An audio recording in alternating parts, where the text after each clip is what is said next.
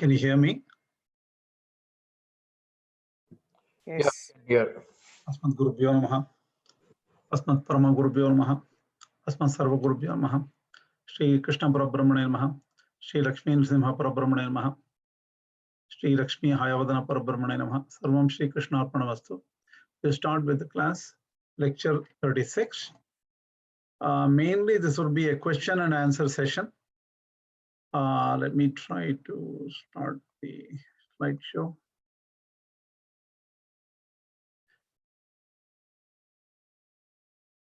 Is the slide visible? Yeah. Yes, Krishna. Okay. The first question is, I'm just rearranging the questions the way I wanted it. We'll figure out whether this is right or wrong, but we'll just start with this. Lord Mahavishnu has Lakshmi, Shri, Bhumi, Neela as consorts. Why is Shri Mahavishnu a polygamist? Why not just one wife? This is the question, right? So Partha Srinivasan wrote, Mahavishnu has having two wives, right? You're apt in calling him a polygamist. He did have 16,000 wives in Krishna Avatara. So here, the idea is these 16,000 wives refer to paths or nadis in the human body, and Krishna is in the center or as the Antaratma. That's a viable explanation. That is a yogic explanation, and some people provide this explanation. And because the subject is so complex, we may have to look into the issue from different viewpoints. So we will try to look at different viewpoints here. So Partha Swami continued, now the idea of Hri and Shri as his wives, a simple interpretation would mean that Lord is present in this universe with Bhu Devi as consort and Shri Devi as consort in Vaikuntha. So Bhu Devi is in this universe, and in Vaikuntha it is Shri Devi, right? Then his view continued. Adiyan's humble opinion is in a philosophical sense, these are the manifest and unmanifest. That is, Bhu Devi is what is manifest, and Shri is the unmanifest Tripad. That is why Purusha Sukta also says, Pado asya vishwa, padosya vishwa bhutani, tripadasya amritam divi, and in the end, it refers the same in the end it refers to Trishchate Lakshmishcha Patnyaho at the end. Yeah, okay.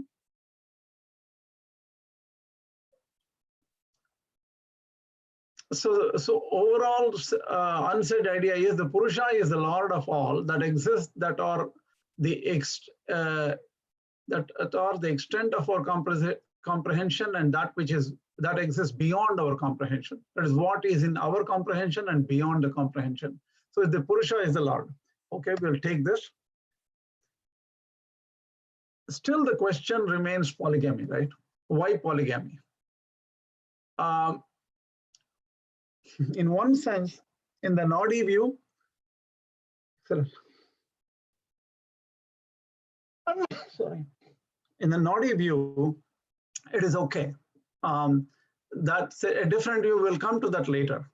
But if you don't take the Nadi view, if you take Hrishchate, Lakshmishcha Patnyaho, and also like how the modern temples and all the Sampradaya in general treats Shri Bhumi as separate temples, Bhumi Devi Tayar temple, Neela Devi Tayar temple, and separate temples and all those things, then we see this concept of polygamy still is not really addressed yet.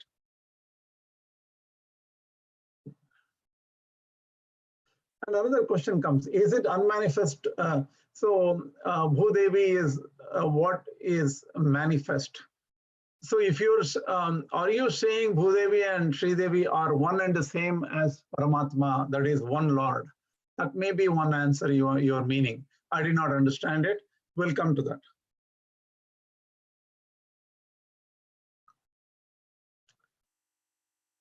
So can Shri be unmanifest and manifest? Why name her Bhu Devi when in the manifest sense and in Shri Devi in the unmanifest sense? Why? The question still comes up, right? See, for this, fundamentally, we need to understand some fundamental ideology of Vishishta Advaita. We are now talking from Vishishta Advaita perspective. Every system of thought will have their own understanding of objects. How do you classify everything in the universe and beyond the universe? How do you classify this? And each system of thought will have their own viewpoint, right? For example, well, let's go with this and then go with other systems of thought. Tattva. We say, how many tattvas are there? Question comes up, right? Totally, how many tattvas are there? In Vedanta, how many tattvas are there? Just say, if I ask a question, anybody wants to take a guess? Achit and Anandam. Achit and Ishwara. What did you say? Achit, Chit and Ishwara. Yes. Oh, 3. Yeah. Right? So the thing is... 24 in other, including, I think it's 24, I'm not very sure. Correct. Yeah, 24 is another view, right? Another view. But actually, in Vedanta, there's only one tattva. Sadeva Somya Damagra Sita Ekameva Advitiyam. What is tattva? Then comes the question of what exactly is tattva, right? Tattva is abadhita vastu. Abadhita vastu means irreducible, that which cannot be sublated. Let me explain to you what vastu is. Any object, right? If you take the example of Rajju Sarpa is snake and rope. And you see a rope in the dark a little bit dark, and then you suddenly think that it's a snake. But snake is actually badhita. That means once you go near that and take a light and then shine it on that, and then you will see, oh, it's just a rope. So what you assumed as snake is badhita. Badhita means that was sublated. And what remained was abadhita, that which cannot be denied and that which cannot be reduced further, that is rope. So tattva is the abadhita vastu. So tattva, right now, we can take it as one tattva or several tattvas, right? At a particular, if you take the whole universe as being dissolved, everything will dissolve into Brahman anyway. So we can take tattva in different stages. For example, tattva is separated out in the Vishishta Advaita into Dravya and Adravya. 2 classifications. Dravya is one that has phases. Avasthavat Dravyam. That means Dravya has got different forms. Just like how water has phases. In one phase of water, it will be ice. Another phase of water is steam. Another phase of it is liquid water. Right? So a Dravya is an object, water H2O is an object, which has 3 phases. So Dravya is anything which has different phases. And Adravya is not Dravya. Not Dravya is always associated with a Dravya. It does not exist separately other than the Dravya. So if the Dravya is there, Adravya can be talked about. What could be Adravya? Gunas are Adravya. For example, Sattva, Rajas, Tamo gunas are Adravya. And then also, physical objects have different gunas. Shabda, Sparsha, Rupa, Rasa, Gandha, Samyoga, Shakti. What is Shabda means? Sound. It makes sound, vibrates. Sparsha means one can touch it and the sense of touch is there. Rupa is an object has a form. Object has a taste. Object has some kind of a smell where our nose, nose can pick it up, right? Samyoga means just object has relation with other objects. Samyoga is some kind of a combination. Let's put it loosely like this. The reason is Tarka Sangraha, Tarka Siddhanta Mukta, I mean, all this Nyaya Siddhanta Muktavali, Nyaya Shastra, they have written pages and pages on Samyoga, Samovaya Sambandha, Samyoga Sambandha, and all those things. They are difficult to deal with here, and we don't need that right now. Shakti is energy. So some kind of energy is associated with an object. So objects so everything is an object in this universe in a way, but many things can be attribute of objects which inheres in the object. They are the Adravyas. So Dravya is separated out into two forms, Jada, Ajada. Jada means parataha eva bhasamanatvam. Jada means, see, we talk about Jada in loose way in Tamil. Idoru Jada onnum theriyadhu idukku appadinu. That is this guy is just like, he doesn't have any brains. He's just sitting there like an object. So don't take those kind of definitions the way we use it in Tamil. Jada means parata eva bhasamanatvam. That means that which can be known by other than itself, like like a telephone. Telephone is known to us, but telephone doesn't know that it is a telephone or anything about itself. So, like that, any object, you see, any object, a key, we know that this is a key, but key doesn't know what it is. So objects are not conscious of themselves or anything else. Objects don't know. And in that category, we have two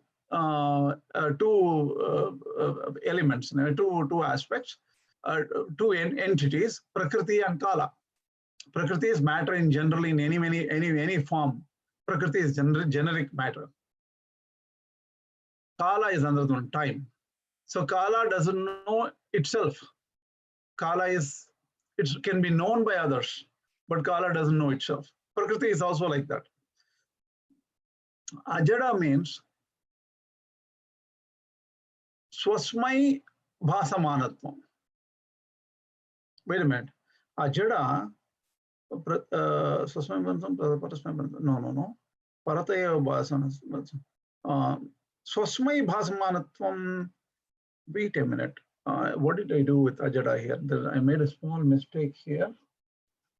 1 second.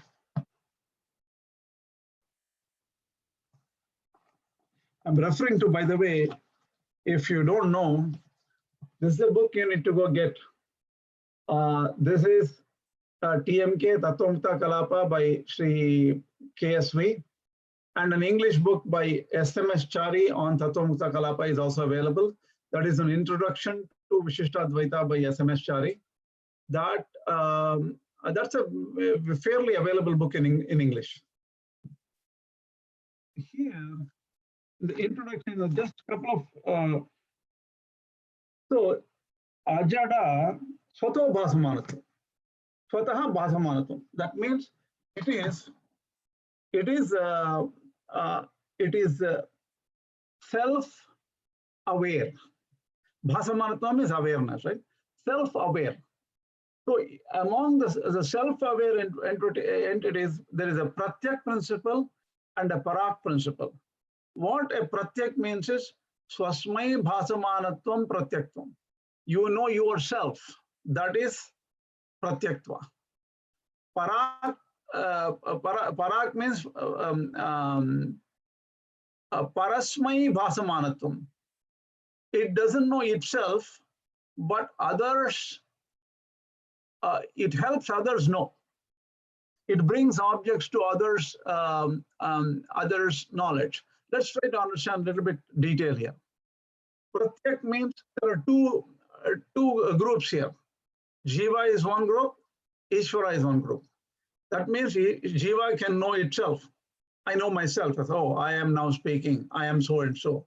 Roughly, I know me, even though I don't know my original, pure Jivatma Swarupa, or the exact form of who I am, I don't know.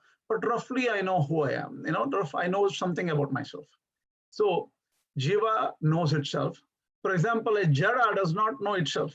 The computer, even though it is very brilliant, a robot does not know itself. Robot could be very brilliant. Robot can function like a human being or probably better than a human being. But robot doesn't know itself, like how we know ourselves. This is what separates out a machine from us. Similarly, Ishwara knows himself and probably everything else. The parak means dharma. Take for example, Dharmabhuta Jnana. Dharmabhuta Jnana is associated with, say, Jiva and Paramatma also. Say, let us consider Jiva. Using our Dharmabhuta Jnana, we know external objects other than ourselves. Any object around us is visible to us due to Dharmabhuta Jnana. Say there's a book. Okay, this I know, this book I know. Dharmabhuta Jnana is making me understand this book. So any object outside myself, I understand using Dharmabhuta Jnana. So Dharmabhuta Jnana is associated with the consciousness Jiva or Ishvara. Ishvara has, so we have Swarupa Jnana. Swarupa Jnana is understood by from the Pratyak principle, that is, I exist. I know my Swarupa. I know myself. Right? Dharmabhuta Jnana is knowledge which gives us the external object knowledge. Nitya Vibhuti is considered as a parak principle. Again, it's a very complex separation here, complex classification. We don't have to go into this today because that's not the part of, it is Parasmai Bhasamanatam. How do you consider Nitya Vibhuti as Parasmai Bhasamanatam? We'll consider it much later. It's much bigger subject. Sorry, Krishna, one question here. Can you please help and make us understand what is the difference between Dharmi Jnana and Dharmabhuta Jnana? I mean, I come across these terms. So, Dharmi Jnana is also talked sometimes. No? Dharmi is the holder of Dharma. For example, Jiva, right? That is Dharmi. That which has a Dharma is Dharmi. That Dharma is any attribute. Here, Dharmabhuta Jnana means that knowledge of ours which goes and picks up objects outside and brings the knowledge of the objects to us. External to us. Okay. External to us. Okay. Dharmabhuta Jnana is associated with our Jiva, like how light is, the sun rays are associated with sun. They're always there. Okay. So you cannot separate out Jiva from the Dharmabhuta Jnana. Dharmabhuta Jnana and Dharmi. Dharmi is the very form and the very material of Jivatma itself is consciousness or Jnana. Consciousness is a loose term. They would say Jnana. Jnana Swarupaha. That means Jiva it is made of Jnana. Okay. Jnana Gunakaha. That means even the nature of Jiva is also Jnana. That is the Dharmabhuta Jnana. That is the Jnana which goes and spreads around. And it is small or big, based on our karma. Sometimes, if somebody goes into a state of sleep, that Dharmabhuta Jnana comes very small. It becomes contracted. And nothing else, only Dharmic Jnana may be known. At that time, I exist, may know. Even that you don't remember, but when you get up, you remember that I slept. When you say I slept, that the I knowledge continued, but you didn't realize it. So Dharmic Jnana is knowledge of oneself, and Dharmabhuta Jnana is knowledge got from external to knowledge about external objects, but that Dharmabhuta Jnana is a characteristic of the Jiva itself. Okay. Jiva understands other than itself through Dharmabhuta Jnana. Jiva understands itself through Swarupa Jnana. Okay. Okay. Yeah. Thanks. Okay. Now, here comes. We have covered everything here, but Adravya. We were covering Adravya. Energy or Shakti is also associated with Adravya. For example, an object would have potential energy or kinetic energy. That would be all Shakti. Shakti is that which can operate on objects and make them move or do many things like that, right? Shakti is of that kind. Now in this, so this basically, can I ask you a question? So the very chart, the very purpose the chart was put in front of you is to say that this chart represents anything we can think of, right? Everybody agrees? That means anything in this universe or beyond this universe can be classified under these boxes on the presentation, this slide, right? Agreed? Anybody disagrees? Sounds like a trick question, Krishna. Go on.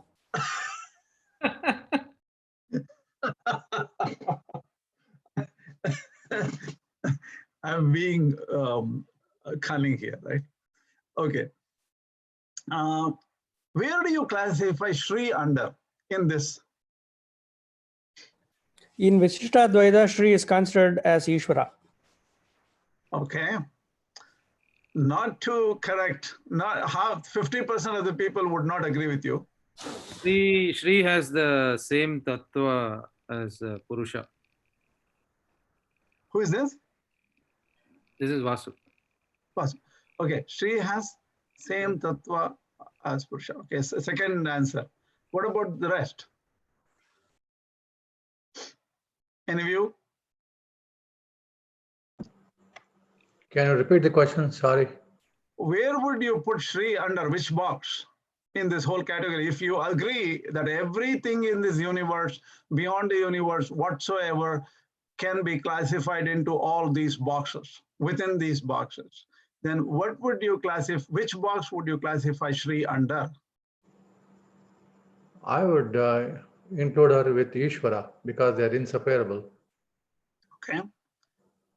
Okay. So, Shri, Krishna, I concur with the previous speaker. They are inseparable. They are Anurupa and Nityanapayini, etc. So Sri and Ishvara go, Sri and Purusha go into the Ishvara box, but the Bhudevi, Neela Devi, and so on go into the Jiva box. That is the idea of Vishishta Advaita. That is Yeah. Any other views? Think about it. Give me just 1 minute. I'll be back. Just any other view.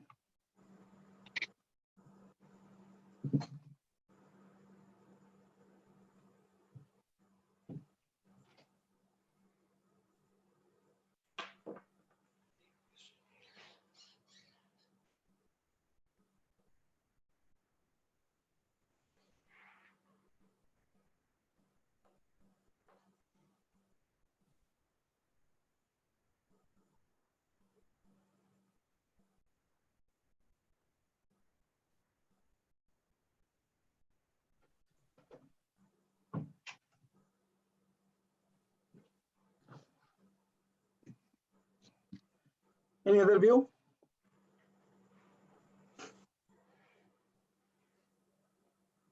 Okay. We will look into it, right? I will answer this in a minute. I just wanted to show you in Sanskrit the same set of boxes, that's all. Here, the same box, okay, maybe I shouldn't confuse you. Sri is not a separate tattva other than God, other than Ishvara. It is not a separate entity at all. So Sri and Sriman Narayana are like two sides of the same coin. But when we want to evoke Daya, Dakshinya, Vatsalya, the gunas, the mercy aspect of the gunas, Sri is, the prayer is offered to Sri. Or else you offer it to Sriman Narayana. Narayana has other characters like Dandadharatva and other things. That is giving punishment for wrong things we do, things like that, right?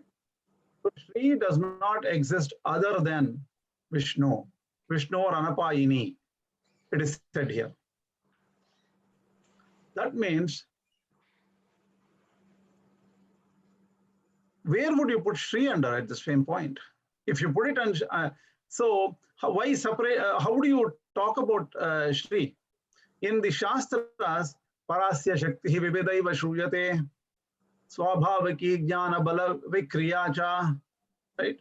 Parasya Shakti Vividaiva Shruyate. The same Ishwara, his Shakti, his powers are known in various forms. Swabhaviki Jnana Bala Vikriya Cha, Jnana, Bala, Kriya, all these different energies, powers of God, we hear in the Shastras. So Shri is actually Shakti Swarupa. Can Shri give moksham versus Narayana? Yes. And Shri is mostly associated with Purushakaratvam, right? But See, if you see it with the same status, can Shri give? See, the thing is, there are Tenglai Vedagale different views on that, right? So we just say Shri and Paramatma are the same for our Tattva. As far as Tattva is concerned, Purushakaratva, he will not give moksha. Only Shri, Vare Tattva Cholite, if you say that's the same object, separation, she cannot give moksha. How do you separate it? Shri is a Shakti Swarupa. Parasya Shakti Vividaiva Shruyate. Shakti is an attribute of the entity. The entity is Vartatva Ishvara. The object is Ishvara. Brahma Tattva. So Sriman Narayana we cannot separate out. So then we can say the Tengali schools may say that, what you call Shri is Jiva. Shri is not Paramatma at all. There may be a view like that, because many people cannot understand what the Shri Tattva is, because the Vedas are very complex. That is why very, very powerful scholars on both sides of the fence, Vadagale and Tengale, they have looked at it from different points of view. But if you look at the Tattvika view, there is no separate Tattva as Shri given in the charts. Shri does not belong to any other category. If you want to put it in Jiva category or Ishwar category, then there are issues. On both sides, there are issues. But Shri is a Shakti Tattva. That is why it cannot be categorized into Jiva or Ishwar also. Shakti, that means Jiva, it has to refer to Ishwara Shakti, not Jiva Shakti. So that is one way of looking at it. The other way of looking at it. Sorry, incidentally, this also brings another question. Is Shri Tantram related to Shri? We hear there is a separate philosophy on Shri Tantram. Shri Tantra, I have not heard of Shri Tantra. You mean Shakti Tantra, Shakti worship, right? No, I think it is called Shri Tantram, in my opinion. I don't know. I have not checked what a Shri Tantram is. Okay. I don't know what a Shri Tantram is. Shaktas worship only Shakti. That I know. Okay, is Shri Chakram anyway associated with? That is a different Shri Vidya. That is Shri Vidya Upasaka. Yeah, Shri Vidya. Okay. That is totally different. Is that related? Just Upasana of the Vidya. Shri Vidya is a Upasana, and there is an yantra for Shri Vidya. That's a very valid, very powerful Upasana. Shri Vidya Upasakas are there. See, they can put anybody you can put Shri Vidya as Parvati. It doesn't matter. If you look at Lakshmi Tantra, the same Mahalakshmi separates itself into Saraswati, Durga, and Parvati and Shri. How do you, this again, the separation, this Devata issue is from different schools of thought. Shaivism will take that one higher. Shaktaism will take that one higher. They will only take Parvati kind of epithet. And they will call the other Shri, Bhumi, Nila and all are lower deities. See, that is personal choice, almost Ishtadevata kind of view. But one thing we have to say, there is Sriman Narayana. The same thing in the Tamil, this one, Shakti Illamal, Shivan Illamal, Shakti Illai, and they create a movie out of it. Everybody go and watch the movie. Okay, and they make money, and then these people donate money. So the viewpoint actually, the Shiva Shakti, what you just said, that is the, if you think about it from a science perspective, it is the static and kinetic energy, right? Exactly. Yeah. Yeah, A object and force energy. cannot exist without an object. An object always has a force with it. Exactly, it's an object and energy. So it is a static energy, kinetic energy. We studied in whatever 6th grade school science. Yeah, roughly, yes. Yeah. So that is why it can have different energies. The Shri is a direct, that is energy associated with God, is Shri in a way. Okay.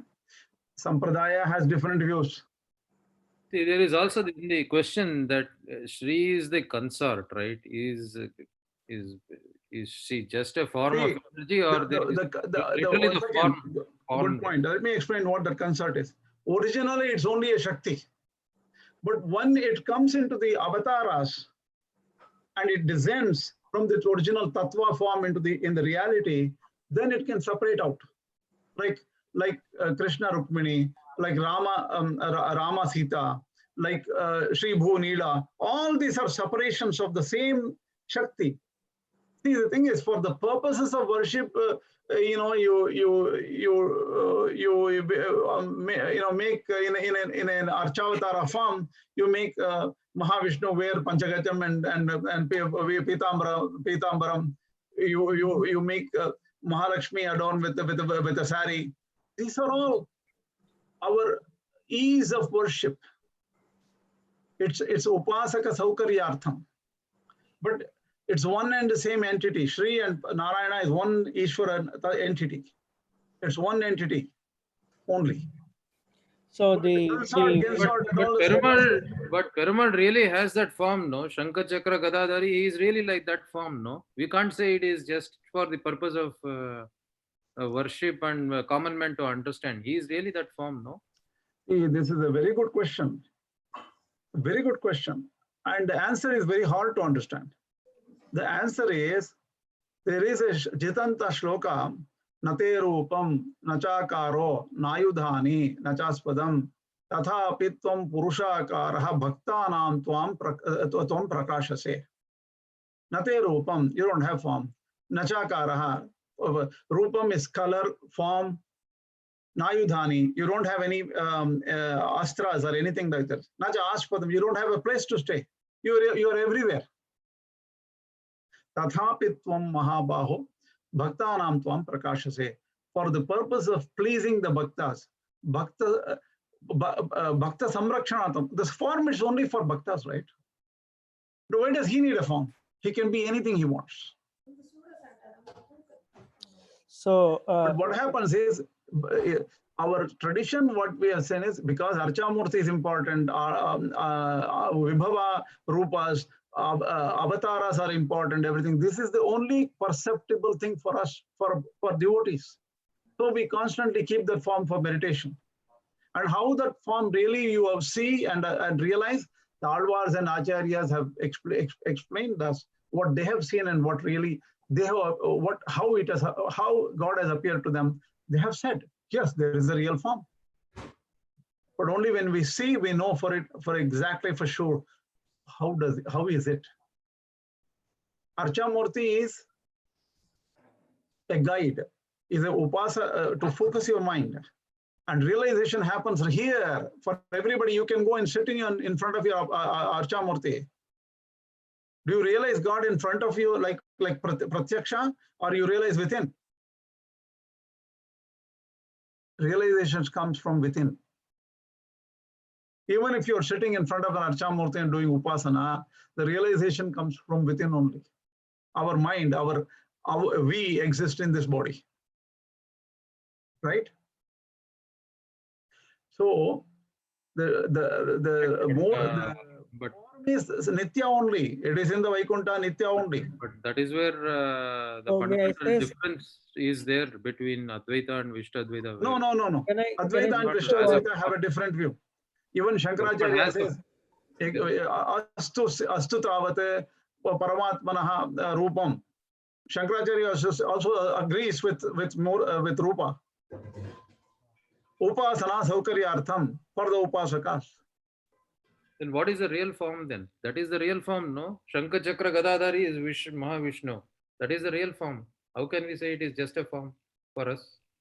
Then we will think about some other form about Narayana, no? That is the original form. That is the real form in Vaikuntham. So you mean to say Narayana is incapable of coming like this? He has a No, book. Narayana can come in any form, but he has the original form in Vaikuntham as Shankha Chakra Gadadhari. And even Bhagavata says when we go to Vaikuntham, we'll also have Shankha Chakra Gadadhari, 4 hands. Where do we correlate that and this thought? See, the thing is, Brahman cannot be put in a box. The more and more you want to try to look into, even the the books, Bhagavatam was written in a pictorial way, like a Puranas were given in a pictorial way to guide the Upasaka, saying that have this form and then meditate. Upasana Saukaryartham, all this imagery is for Upasana Saukaryartham, but you can realize them also. I'm not saying it's all fake. They're not fake. They're real. What is the purpose of that form is to slowly get everybody focused on Upasana and eventually achieve Parabrahman, realize in reality. What is your question then? Question is, that is the original form of Narayana with 4 hands in the Adishesha. He's formless. He's not formless. Can't he be formless? He can be. Actually, original is formless, not with form. Original is formless. The reason is he's a vibhu padartha. You see, kala rupa paricheda rahita, right? Kala, desha kala paricheda rahita. He is not restricted by space, time. He's beyond. He's Brahman, right? Brahman is all powerful, all present, omnipresent. Can an omnipresent entity have a shape? If it is omnipresent by rule, by understanding if it is omnipresent, if you agree it's omnipresent, can it have a shape?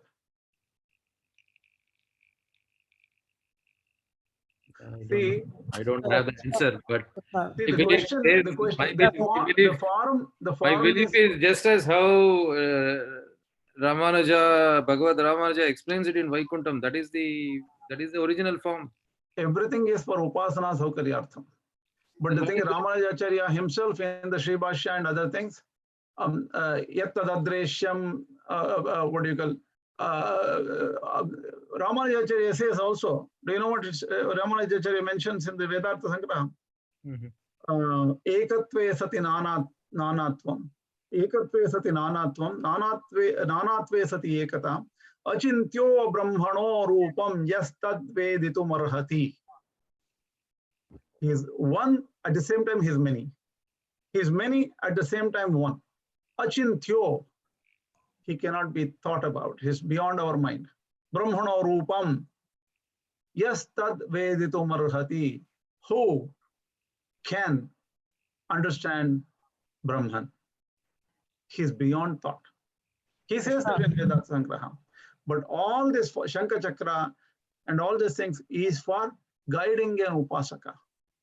And also how great rishis like in the Tiruvallur, Shaligotra Maharshi, I think.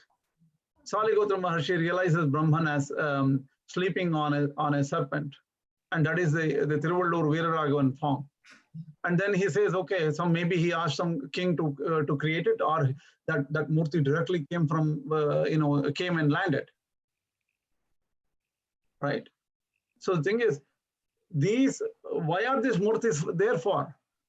After that Shaligotra Maharshi goes away to Vaikuntha, let other people who are living here, they try to go near a temple to figure out if I can get the same kind of vision what Shaligotra Maharshi got by meditating on this Archa Murthy. So it is, Archa Murthy is to guide devotees.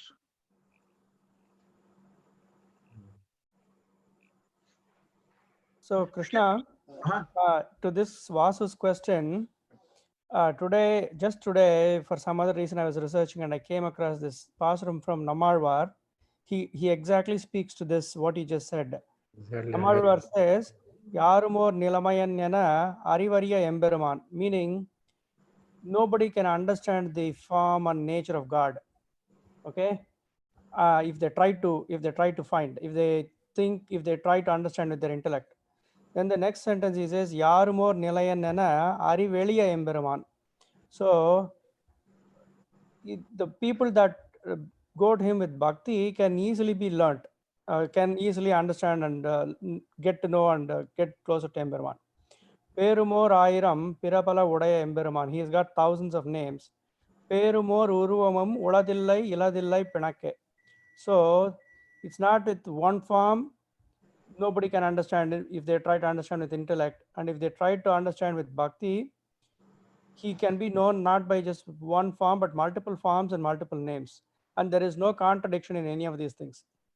That's what Namara says in one. Amazing. What canto is this? What 134. 134. Howdo? Okay.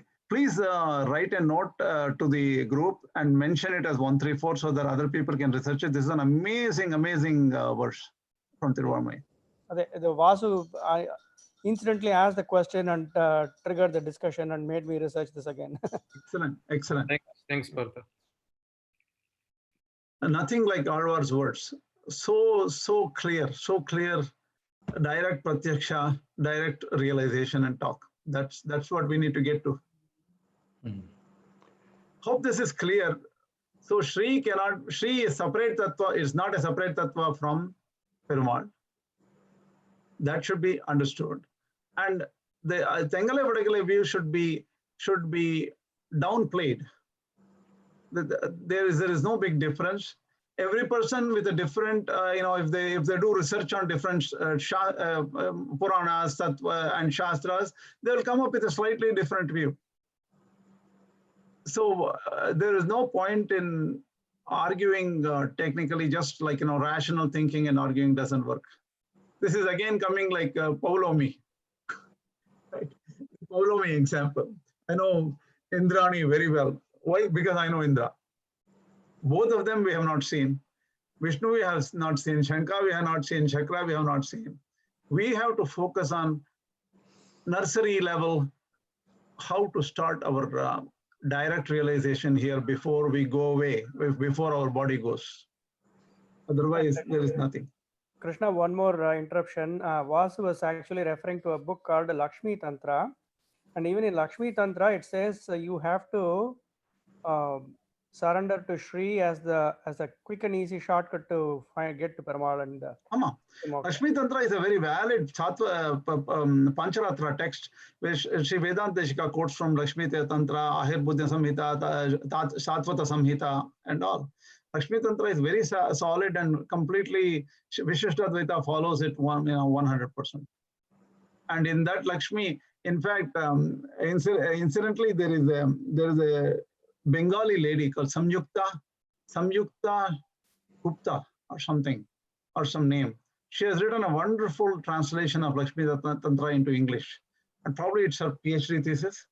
And she has a picture of Lakshmi and Durga in the same person, like Ardhanarishwara, like Lakshmi Durga in the same picture. Very wonderfully written book. And there, you will know that everything are forms of Lakshmi. So it's very hard to, this is only personal, the divisions are personal. And Lakshmi Tantra is valid. See in the para form, Lakshmi Tantra says, Shuddha Bhasvara Swarupa Paravasudeva, where I am not different from Paravasudeva. I am one and the same. I am of Shuddha Bhasvara, Shuddha, bright, resplendent, and Jyoti Swarupam. The Jyoti Swarupam, that is Paravasudeva. Paranshudar, Paranjyoti. There is no difference between Lakshmi Narayana, Lakshmi Sri, nothing. There's one Atma concept is there in Lakshmi Tantra. See, if you go by Prapatti, Sharanagati through Acharyas with a view to get moksham, Sarur, Narayana, you have to agree with all the dimensions that Narayana has indeed the form like Shankha Chakra Gada. Form is not denied. Form and formless are equal in every respect. Okay. See, Eventually you remind me of a totally non-Sri Vaishnava example. Sri Ramakrishna Paramahamsa talks about Totapuri Ramakrishna Samvada. That is Sri Kesvi has mentioned. In the Ramakrishna's life history, this comes up. Totapuri Ramakrishna Paramahamsa's Samvada. How they meet each other and talk about. There, the form and the formless are of equal validity. Form is equally valid. See, as a human being, we will never go beyond form. Form is the only thing we can grasp. If you go focus on thin hair, and I wouldn't say it is hair also, just focus on thin. It is not going to happen. Okay. Little concept is complex, actually. Complex. Okay. So now, this is the Sanskrit. I just copied the same text in Sanskrit. If people want to see it in Sanskrit, it's well done here. Okay.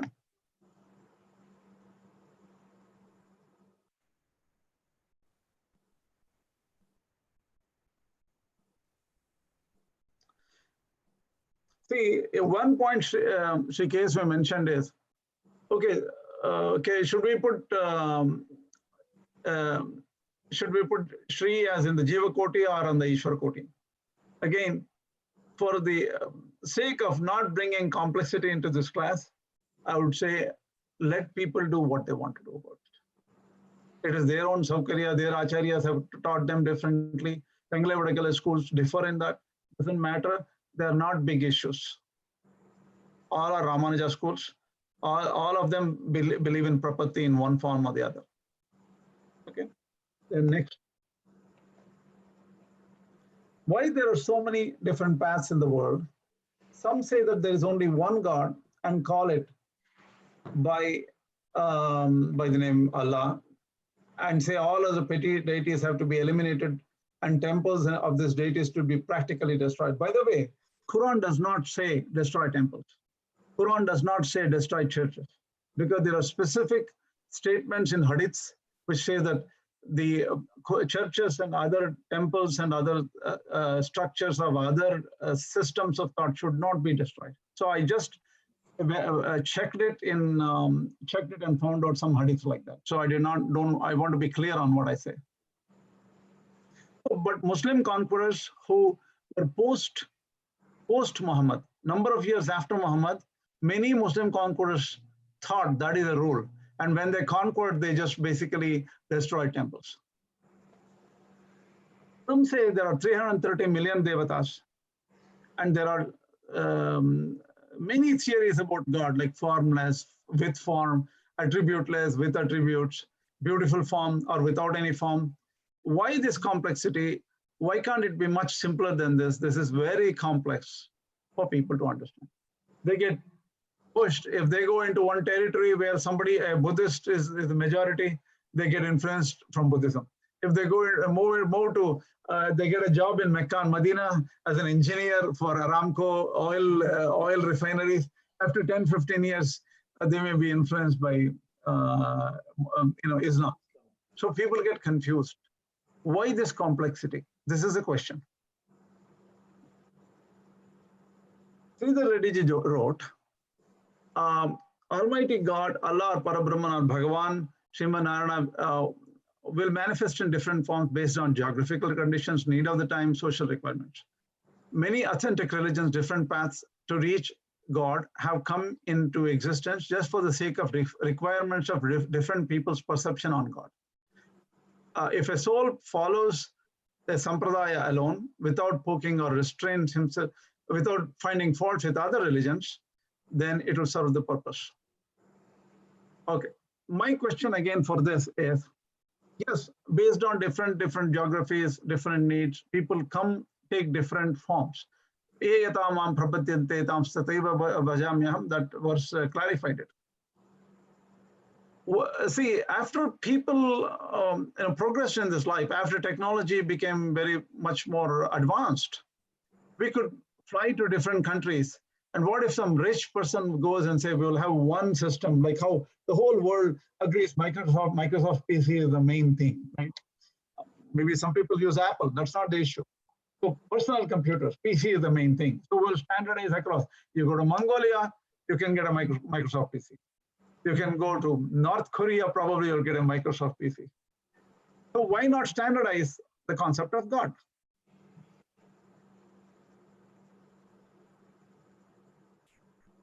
The answer for this is, if an object is concrete, we can look and say, yeah, this is a pad, and this is something else. This is a book. We can say, because they're perceptible to our senses. Even what is perceptible to your senses is sometimes difficult to understand, right? For example, there was a controversy. Say, even just simple, take a controversy of coronavirus controversy. Or was it created in the Wuhan lab? Who funded the Wuhan lab? Whether all these things are pratyaksha pramana. We can know by direct realization, because it's not in front of us. We have to hear from other people, and other people may have political agenda. So news channels may have political agenda behind them. So you will never know the real truth about even concrete things in front of us. That how did this happen? How did this not happen? People will have different views. That is why we talk about there was a murder which occurred 20 years ago. Somebody was imprisoned and he went to jail for 20 years. After 20 years, the lawyers argued, the attorneys argued, and they released him because he was not the culprit at all. Why? Because pratyaksha pramana is very difficult. When time also comes into situation, long time back something happened, we have no idea what it is. Huge temples, the Roman Empire, everything has now been to dust because time has leveled it. Occupations, everything have leveled it. So pratyaksha pramana cannot understand suprasensory things like jiva, paramatma. So even when there is pratyaksha pramana, we have so much of controversy in life. For something which is beyond pratyaksha pramana, even beyond anumana pramana, there will be many views on jiva, many views on paramatma, many views on Shri, many views on heaven, many views on Vaikuntha or Kailasa, or it's bound to happen. So what's the ultimate reality then? Ultimate reality is, these are guides. Use the guides and directly realize. What does ultimate reality, Vedas say about ultimate reality? Only the person who has seen it can come and tell you. You look at Namayava Tiruvazhmozhi and you are a sincere Sri Vaishnava, you look at this book Tiruvazhmozhi and say, whatever Ramanuja has said is correct. Somebody will have another book, Manikya Vajagar's, some Shaiva Tantra or something. He will look into it and he will believe that is what it is. And he says Kailasa, that's it. Right? And wonderful, another book will come, it will be a church book, it will be a Bible, will be there. They will have their own view. Avaravar tamatamadu only, right? They will definitely do it. Finally, Atma va are drashtavyaha, shrotavyaha, mantavyaha, nididhyasitavyaha. You have to see it for yourself to see what it is. Directly. And you have to yearn for it. All these acharyas have given views. So follow who is close to you, who you think that is close, who you belong to. Follow and understand them. And then see, all these things are textual knowledge, right? The real practice is Shrotavyaha, Mantavyaha, Nididhyasitavyaha. Here to this knowledge, Vedas, Upanishad, Shastras, Tiruvazhmozhi and all. Think, contemplate, and Nididhyasana, Dhyana. Get to real practice. Or else all this urgency about God and everything like that is just hypocrisy. Think about it. I'm not asking anybody else. I'm not telling you or any person, I'm telling myself. We talk about all the Shastras we want to read. We want to this one.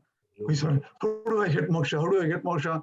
So you call up and say, go to, oh, I don't have much time. Half a day I have. I can go to Sri Rangam in half a day. You go ask your Acharya to perform Sharanagati, Shamasharanam, Sharanagati and all. Oh, Acharya, thank you very much for doing this Shamasharanam and Banyasam. I have a flight to catch. Why? Because I need to go work for somebody. Or my family is somewhere there. Or, you know, I have to make a lot more money. It's not enough for me.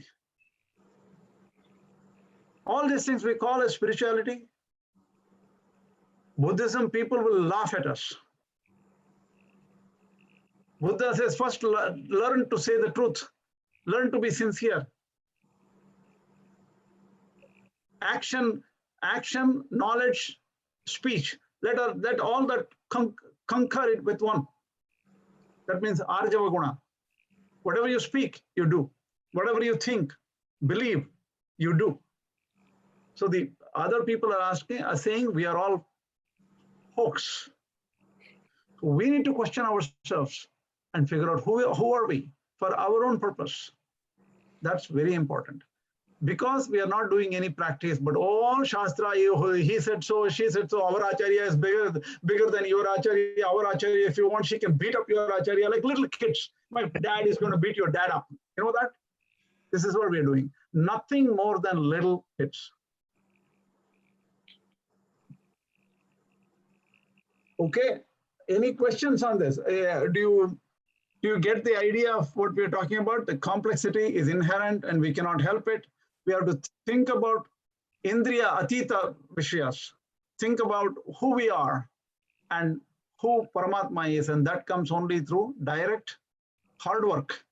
And one has to reach it with urgency, Tvara. Shraddha means, if somebody has Shraddha, Sri Ramanuja.org says, the person who has true Shraddha, true interest, has Tvara. Tvara means urgency. He wants it immediately. Okay. Shankha Chakra. Each Devata seems to hold two distinct entities, such as Shankha, Chakra, flute, and Chakra in the case of Krishna. In the case of Shiva, it is fire or Damaru, Agni or the Damaru. Why are these Devatas holding things? Why can't they freely move around without holding anything and have a nice time? This is a joke question. Take it like a joke. It's not like I'm trying to find fault with the Devi Devatas. Otherwise, the Sudarshana Chakra will be aimed right at my head. So it's just a joke, just way of presentation. That's all. Let's take one answer here. Sri Partha Srinivasan wrote, Devata with Ayudha and Bhushana. Astra, so Ayudha can be taken as to create fear and fear in the person who are evildoers. And Bhushanas are something like jewels as an ornament for those bhaktas to get the wonderful view of the Paramatma. So the ornaments is understandable. Yes, Paramatma, he comes with different jewels. Then comes the question, right? Is he not beautiful without ornaments? Does he need makeup like an actress who wants to have a layer of makeup before coming to in front of the camera? All these questions will come up, right? So this is a very tricky question. Krishna, only men will have those questions. Women, however beautiful they are, they'll still wear makeup. That's a different question. That is this becomes too argumentative, and we will never win in this. And I'm sure Rama Sampat Kumar, Kumoda, Hema Srinath will all come and start. They're already getting angry now.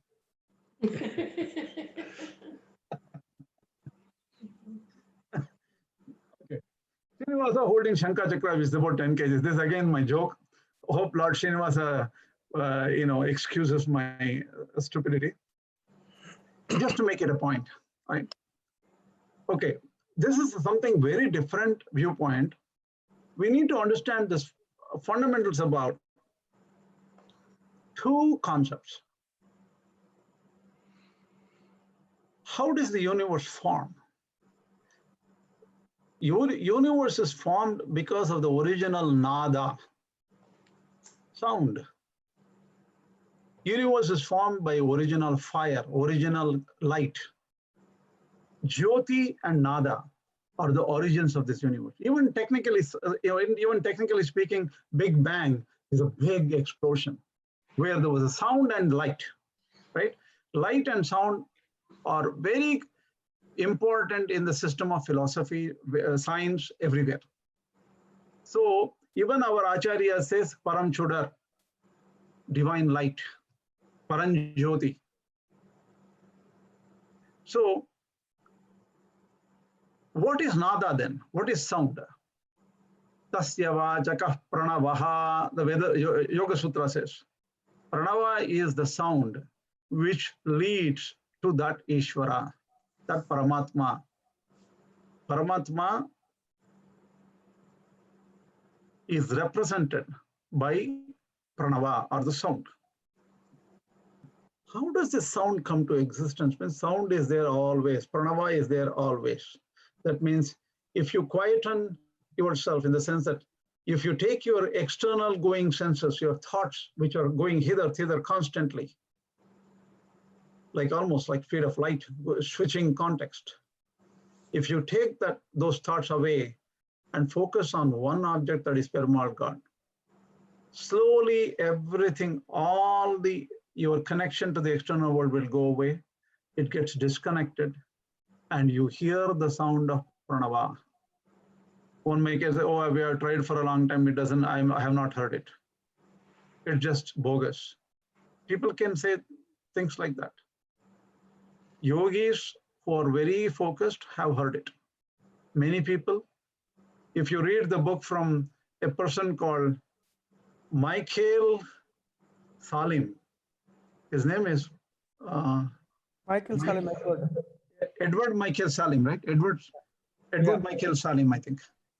Edward Michael Salim has written a book called Nada Yoga, the law of attention. Attention is focus, the law of attention. Go look at that book, download it. He is an ordinary person in London or something, an Indian with some Indian parentage. He has done a phenomenal work. He is a practicing yogi, and he talks about pranava. He's a Buddhist. He's sort of Buddhist. He started with Buddhism, and later on went to Upanishads. But when he speaks, he's as if he's speaking from the Upanishads directly. He talks about pranava, that he has heard pranava. So yogis have heard pranava. That is almost like a science. Science looks at external things, but if you meditate, the internal science tells you that these are the sounds you hear. The Nada Bindu Upanishad, many Upanishads, the Yoga Upanishads, which most of the Vedantis don't even quote. Yoga Upanishads are not even mentioned in many of our books. All these Upanishads have got wonderful descriptions of yoga. And it's hard to do, but once one can realize that nada is the sound. And Jyoti, think about when Sri Vaishnavas get the Shankha Chakra, that is Chamashrayana, right? They get a print of Shankha and Chakra. Tapa, that is with a hot metal. It's stamped, right? Shankha, when they give the Shankha mark, the mantra used is Sudarshana's mantra, not the Shankha, Chakra mantra, Sudarshana mantra. Chakra stands for light. Sudarshana Mahajwala, Koti Surya Samaprabha, Ajnanandasya me deva, Vishnur Margam Pradarshaya. O Sudarshana, of divine resplendent light, Koti Surya Samaprabha, you are as bright as millions of suns. Ajnanandasya me deva, I am stuck in ignorance. Vishnur Margam Pradarshaya, show me the path to Vishnu. This is a very beautiful verse. Vishnur Margam Pradarshaya, show me the path to Vishnu. That Marga is a very important point. What is that Marga? What we say is Archiradi Marga. From within the body, we go through centers. We go through chakras and it passes through to Archiradi Marga. And this Archiradi Marga is filled with some Nadis called Sushumna. So this is Nadi Marga. There are so many margas which lead us to material world. It always asks us to go to a movie or just one go play or do something which is, oh my God, Krishna's lecture is over. I'm so happy I can watch the TV now. People would be relieved in about 30 minutes. Sorry, I have to hold on to you for 30 more minutes. So why is this? Our nadis will crave, push you to go accept the external objects because our mind has imprisoned our consciousness into this world, worldly, this one. We want to come back. We cry to come back. It's like almost a gravity force towards these objects. That is why we need to go through the paths. The paths are the Nadi paths. Agninaya Supatha Raye Asman. What is this? This is the Ishavasya Upanishad. Last mantra. Agne Naya Supatha Raye Asman. Agne, oh Agni, oh Lord, Mahavishnu himself, Parabrahman himself is known as Agni there. Oh Agni, Naya Supatha Raye Asman. Take us through the right paths towards you. This is the essence of the Upanishad. So what we are talking about is every devata basically picks us up. It takes through the Pranava and Jyoti. Shaivites use the Shiva form and they go through the Agni on his hand, and the other hand is Damaru, which is the Nada, by which he gave whole the Sanskrit knowledge to Panini, who wrote Panini grammar, that I won, Rolru, Kevon, I O, Chayabar, Javagadash. All these are some Maheshwara Sutra, Nittavasane, Nataraja Rajo, Nanada Dhakkam, Navapanchavaram. That is Shiva, how he gave Sanskrit knowledge to Panini, the grammarian Panini. Like that, his sound is Shankha, is knowledge giver. For Shaivas, they use that symbol, Nataraja symbol or that symbol. And Agni, on the other hand, is the Agni Swarupa. Vaishnava choose Shankha Chakra Gadadhara, which is Shankha is again the divine knowledge giver. And Chakra is the Paranjyoti Swarupam, not the light, Paranshudar, like how our Alvars talk about. So this is the indication behind, this is the principle behind the Shankha Chakra. I did not talk about all the other bhushanas. We'll talk about it some other day. But I just felt that this is very unique. And this answer was given by Sri KSV. It's not original, duly copied. I just copied, that's all. I don't have any original knowledge. I thought this is very unique because I had not heard this point of view from any other source. Maybe I'm very ignorant and I don't have any other source too, because I have very little time. I learn under only few of acharyas. Many other acharyas might have mentioned this, but I found this very interesting and I like the way KSV put it. Hope this is of some value to you. Again, I have one question here, may not be related to the topic, but Vaikuntham, is that a physical location? No. Or how do we perceive that? Is it? See, this physical universe is actually a multiverse. Today, science is talking about universe, multiverses, galaxies, so huge, this Brahmandam.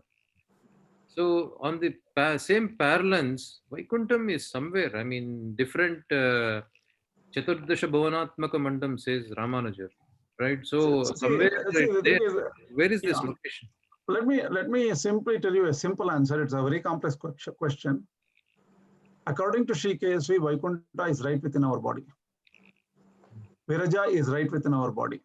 For the yogis, they can see that Viraja within. Yogis can see beyond the Viraja also, according to Sri KSV. Not many people completely agree with it. They may have a different view on it, right? Many yogis agree that this is the truth. but what do you call, how can this happen? Sampradayam, only when you leave your body you will get real Vaikuntha, not before that. There may be something in between in our body. So, Atra Brahma Samashrute, what would you do? That is in the Shastras, right here you will realize Brahman. But again, our Shastrakaras, Ramanuja.org and other, even our own Shastrakaras, they have said, what you achieve within this universe or within this life is limited. That means you cannot get complete picture of the Lord and realization of the Lord here. Only when you leave the Sharira, you can get Vaikuntha. It's said in both ways too. That may be true too. You may get an initial glimpse here and later on get a real realization after the body leaves. The cessation of the body disconnect would be probably necessary for all the karmas to be burnt completely. Maybe here is a preview, trailer, and the real movie is after the body is gone. So there are different ways of looking at it. And it's okay. I don't think it's so contradictory.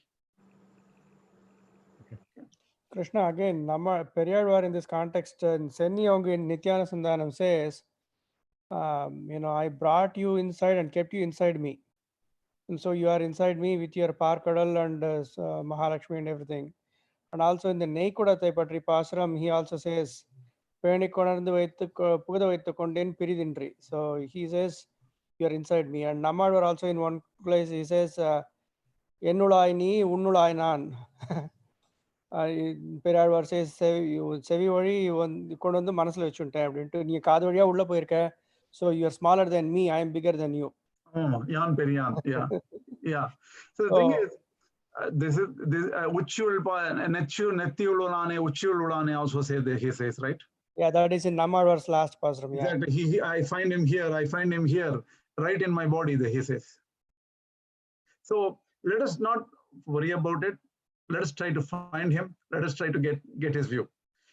I want to answer Srimati Radha Soundarajan's questions. But what is happening today is I have another call at 7:30. Now it is 7:24. We only have 6 minutes. I don't want to rush through the questions. Srimati Radha has. She wrote the questions first, and I took her questions at the end. I'm sorry. So I think I'll pick these questions up next time, if it's okay, because I want to take a little bit deeper look at this. Because ISKCON and Shiva Vaishnava, they are constantly seem to connect with each other constantly, and they talk about each other, and then it's good to know the real views in a little bit more depth. Yes, Krishna ji. Yeah, next class will be fine. Thank you. Yeah. So, any other questions which within a minute, 1 minute answer question? When Srinath, I will take your question. I looked at the question. I didn't even write it properly yet. I will come to that. Yeah, that's fine. I just had a comment on what you said a little while ago. Shiva Vaikuntha is within the body. That is the yogic view, which is fine. But the fundamental question I get there is when there's a dehavasanam, when the body falls. So what happens to Jiva? He has to have a body to travel. So if the Vaikuntha is within the body, when there's a physical death, what happens to that Vaikuntha in the body? See, the thing is, don't take it as Vaikuntha as specific, a physical location. Vaikuntha is a reference. See, for Jiva, it's so hard to get a physical location. Yeah.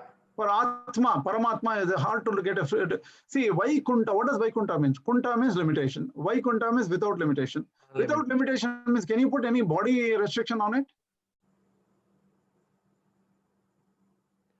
See, this Vaikuntha is being used simply as infinity is used in mathematics. Okay. Without understanding, without realizing the power of Vaikuntha, what exactly it is, beyond thought. Vaikuntha has three meanings. Vaikuntha means Parabrahman himself. Vaikuntha means Divyam Dhama, that is, it is a different loka. Vaikuntha means without limits. With limits means that there is no loka. It's beyond everything. No limit. So this, you cannot have a physical understanding of this. You should have a rough meaning of it and accept and say, oh, I'll find out when I get to Vaikuntha. It's hard for rational thinking to get. You will never be able to comprehend this even after 1,000 years right here sitting. Achintyo Brahmano Rupam, Achintyo Vaikuntha Swarupam, Achintyo Jiva Swarupam in a way. We cannot know Jiva properly. Here, in this bound body, in our body, is very hard to understand exactly what Jivatma Swarupa is. Everything around us is infinity. Prakriti is infinity. We cannot understand the power of Prakriti. So, what happens to Vaikuntha here? Does it go off? If you are thinking that it's as if it's almost like a pituitary gland or something sitting here, and then body dies and pituitary gland dies and we burn up and Vaikuntha gets burned up. Oh, I'm not saying you're thinking like that, but don't think like that. It is beyond manase, beyond mental conception. Do we know what happens to our jiva? When the body goes, even the jiva itself is not get burnt, right? It goes away.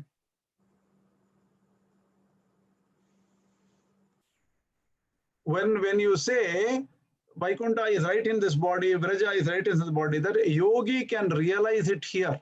That doesn't mean that physically it can be located here. Within this body, the yogi can realize it. So you cannot relate it to any physical object. Krishna, if there are two yogis sitting next to each other and both realizing Vaikuntha, there cannot be two Vaikunthas, right? No. So there is only one Vaikuntha. It is just a reference point. A reference point, exactly. Yeah. Exactly. See, again, what is happening is the word and the object and experience are three different things. Shabda, Artha, Pratyaya. Shabda is the word, Artha is the object, Pratyaya is the experience. All these three are different, and all languages, just because we are talking with each other, we cannot realize anything through words.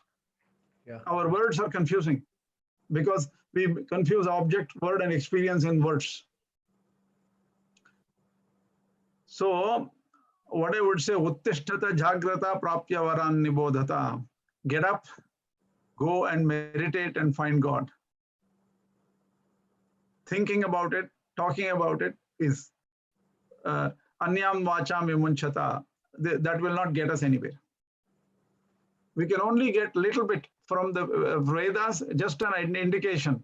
Beyond the textual gymnastics, textual torturing and things like that, all these things, people will think that just because there is a Pandita, what do you call, he understands Brahman. Understanding all the Shastras will not lead there. We'll just give an information that's enough for us to start the next process of Shravana, Manana, Nididhyasana. Shravana, Manana, and Nididhyasana we can do. It's not possible to realize here and understand here also properly. Hope this is clear. Srinath? Not really, but we'll talk about it since you're rushing. I mean, you have a meeting at 7:30, because then we don't even have to worry about moksha or mukti or anything. We just focus on sadhana, because something, right? I mean, there has to be a physical. No. See, the thing is, you to get to sadhana, you require a reference book. You need a guide. You need shastras. You need to learn. There is definitely need for that. But to realize here, it is not possible, not completely understandable. So eventually everything will boil down to your faith, actually, because you may have guide from Shastra or whatever, but what is your personal belief and faith towards, what is your perception towards Brahman? That will govern a lot of things as to how we will evolve. See, the thing is, the faith can become very strong and strong and strong, right? And then that gives a guidance to a person to go and do sadhana and continue with the sadhana. Otherwise, he will give up the sadhana in the middle. The faith is, yes, it ends up being faith. Faith should not be taken in a very negative way. Faith is a good faith is very important. Yeah. Faith is what drives a person continuously. Otherwise, he will give up in the middle. Correct. And miles to go. And one person has to have a strong interest. Otherwise, he will be drawn into other things, other so many attractive things. And the person will go away into some other path. So sadhana is important. And then you cannot, by Shastra, you cannot understand Vaikuntha completely. Of course, you cannot. Krishna, I think we are getting confused between Sampradaya and Sadhana, those Sampradaya and philosophy. The Siddhanta and Sampradaya are two different things. They are interdependent, but they are not the same. So a lot of questions are Sampradayik related questions, but you're trying to teach philosophy and Siddhanta, and that's why I think there's a little bit of a level mismatch. See, interesting question, Partha Swami. Yeah. See, the thing is, then Sampradayam whereas Siddhantam where, are they different? So I'm going to give up on philosophy and I would rather accept Sampradayam. We can do that, right? We can do that. See, I think all of us, then how can you divorce Sampradayam and Siddhantam? We cannot. No. So Sampradayam is based on Siddhantam. We are all sitting in this class because we have a little bit of an interest in the Sampradayam. Now we have all done Sharanagati. Now we are saying, okay, now that we have done Sharanagati, let's understand what is that we signed up for. Okay. By the way, very sorry to stop you at 7:34. I would be very late to the other meeting. We need to stop here. Then yes. Asmat Gurupyo Maha, Asmat Parama Gurupyo Maha, Asmat Sarva Gurupyo Maha, Shri Lakshmi Nrsimha Parabrahmane Maha, Shri Krishna Parabrahmane Maha, Shri Lakshmi Havadana Parabrahmane Maha. Srinath, sorry to cut you short. It was a difficult question and I couldn't answer in 2-3 minutes. Yeah, We'll get back there. Okay. We will talk about this. Thank you. Namaskar.